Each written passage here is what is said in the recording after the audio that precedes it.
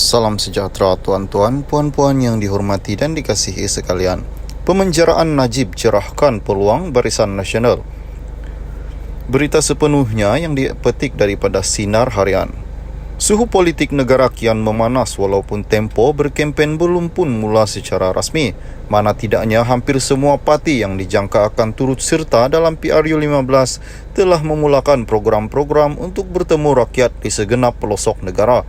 Seiring dengan arus kemodenan hari ini juga, media sosial turut dijadikan sebagai salah satu medium utama untuk kesemua parti politik berkempen dengan kreativiti masing-masing.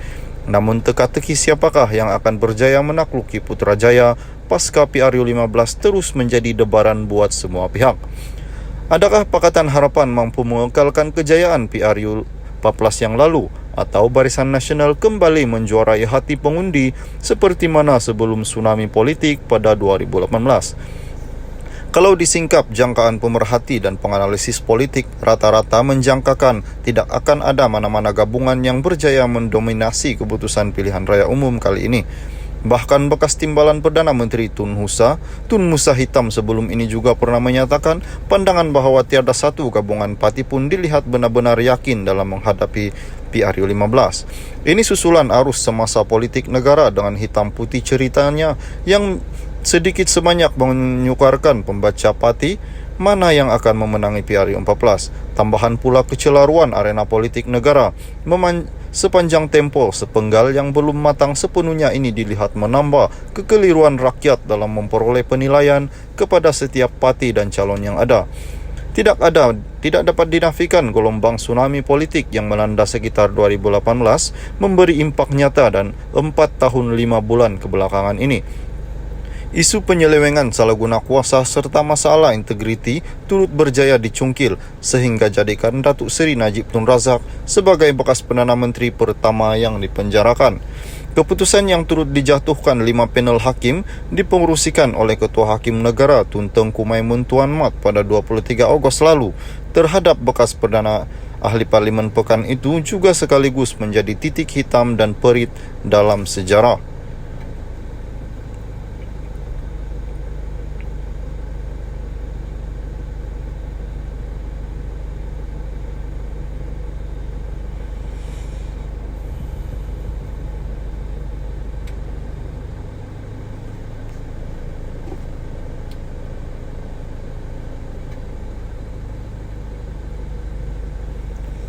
Pun begitu, penganalisis politik Dr. Muhammad Takwif Takyub berpandangan BN mampu bangkit daripada kekalahan PRU14 lalu memandangkan figura utama yang merupakan faktor penting parti itu ditolak pada 2018 telah pun tumbang ditelan undang-undang.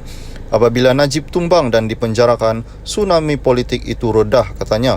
Tambahannya lagi, tugas pengundi untuk menumbangkan Najib dan beberapa pemimpin negara PRU14 yang lalu telah tamat, maka rakyat hari ini perlu kembali kepada keamanan politik untuk membentuk kerajaan yang stabil. Apapun tidak mustahil sebenarnya untuk BN kembali bangkit pada PRU15. Prinsip pengasingan kuasa didokong Perdana Menteri Datuk Seri Ismail Sabri Yaakob sepanjang perbicaraan beberapa pemimpin UMNO, khususnya Najib dilihat sedikit sebanyak berjaya mengembalikan kepercayaan rakyat terhadap parti itu. Biarpun berdepan pelbagai kecaman dan liku sepanjang menggalas tanggungjawab berat itu pada 20 Ogos 2021, tidak dapat dinafikan aura yang ada pada naib Presiden UMNO itu berpotensi menyuntik semangat positif dalam sanubari rakyat Malaysia umumnya. Namun jalan yang dilalui UMNO dan BN dalam berdepani PRU14 bukanlah semudah yang dijangka. Kegigihan jentera parti itu perlu digandakan semaksimum mungkin, lebih-lebih lagi dengan pertambahan jumlah besar daftar pemilih yang layak mengundi PRU15. Begitu juga dengan parti-parti lain seperti PH, PN, GTA dan sebagainya. Pelaksanaan undi dan daftar automatik dalam PRU kali ini memberi cabaran besar buat semua parti dan calon yang bertanding. Bukan mudah untuk menambat hati pengundi, apatah lagi dengan kepelbagaian isu yang menimpa pasca pandemik, ditambah pula dengan jangkaan dugaan pada 5 tahun mendatang.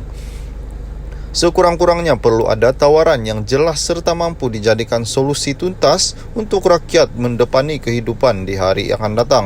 Apapun kepada semua pengundi, jangan sia-siakan peluang ini. Turun mengundi pada 19 November ini. Tuan-tuan, puan-puan yang dihormati dan dikasihi sekalian. Mahkamah, Najib gagal cabar keputusan jabatan penjara.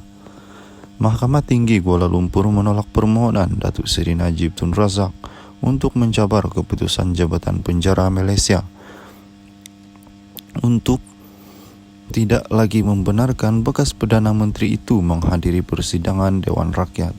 Menurut Ketua Hakim, Datuk Ahmad Kamal Shahid, ia berikutan parlimen telah dibubarkan dan temponya sudah berakhir. Justru itu, Ahmad Kamal menjelaskan Najib bukan lagi ahli parlimen pekan.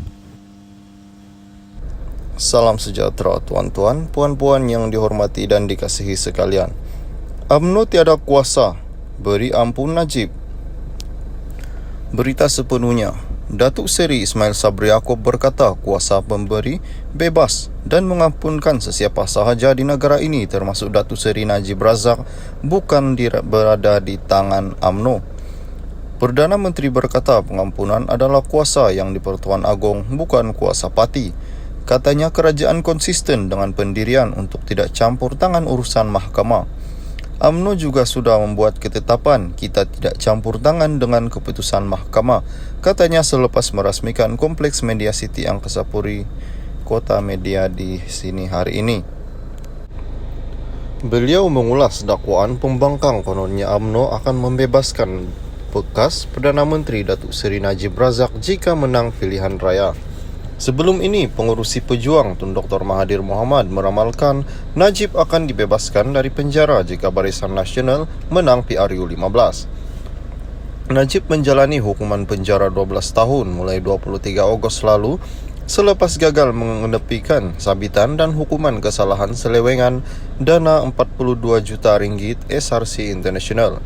Ismail Sabri yang juga naib Presiden UMNO menegaskan dalam kes Najib untuk pembebasannya, peguam bekas Perdana Menteri itu mempunyai dua pilihan, iaitu semakan kehakiman dan permohonan pengampunan daripada lembaga pengampunan yang dipengerusikan yang di-Pertuan Agong. Kalau kuasa di tangan UMNO itu lain, tapi kita tiada kuasa, kita menghormati kebebasan badan kehakiman dan kuasa lembaga pengampunan itu. Terpulang kepada mahkamah untuk membuat keputusan dan begitu juga kepada lembaga pengampunan, katanya. Sementara itu, mengulas ramalan BN hanya jika akan menang 80 kerusi dalam PRU 15.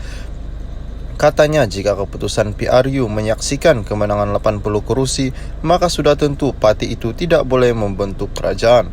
Justru katanya sudah tentu perlu ada kerjasama dengan parti lain seperti Gabungan Parti Sarawak GPS dan Gabungan Rakyat Sabah GRS, dan pasti yang lain ditentukan kemudian. Apa-apapun parti yang akan tentukan dan Majlis Kerja Tertinggi akan bincang selepas